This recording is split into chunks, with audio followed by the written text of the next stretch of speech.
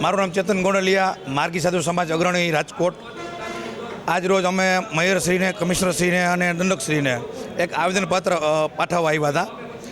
એમાં રૈયા રોડ ઉપર રૈયા સમાધિ સ્થાન આવેલું હોય, તે સમાધિ સ્થાન અતીત, માર્ગી અને રાવળ સમાજને ફાળવવામાં આવેલું હોય, જેની સરકારે દરખાસ્ત કરેલી હોય.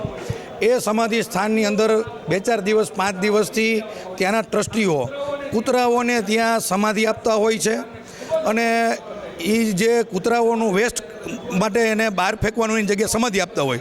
અમારા સમાજની અંદર સમાધિ એટલે અમારે એક પૂજનીય ભગવાન તરીકે અમે અમારા માતા પિતાને, વડવાઓને માનતા હોય એવા અમારી લાગણી દુભાતી હોય એ સમયે. તો અમારે કમિશનરશ્રીને, દંડકશ્રીને, મેયરશ્રીને એવી રજૂઆત હતી કે તાત્કાલિક એ કૂતરાઓને જે દફનાવેલા છે ત્યાંથી દૂર કરવામાં આવે અને જે ટ્રસ્ટીઓને જે એ જગ્યા સોંપવામાં આવી છે એ ઠરાવ તાત્કાલિક રદ કરી અને ત્રણેય સમાજને એ હરખો હિસ્સો, સન્માન આપે એવી અમારી આજ રજૂઆત હતી. એમને અમને અત્યારે સારો એવો જવાબ આપ્યો છે.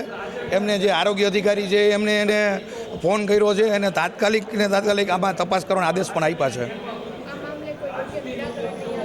તો આ તો અમારા પૂર્વજો અને અમારું આસ્થાનું કેન્દ્ર છે, એટલે એમાં તમે કોઈ પણ હદ સુધી જઈ શકીએ આમાં.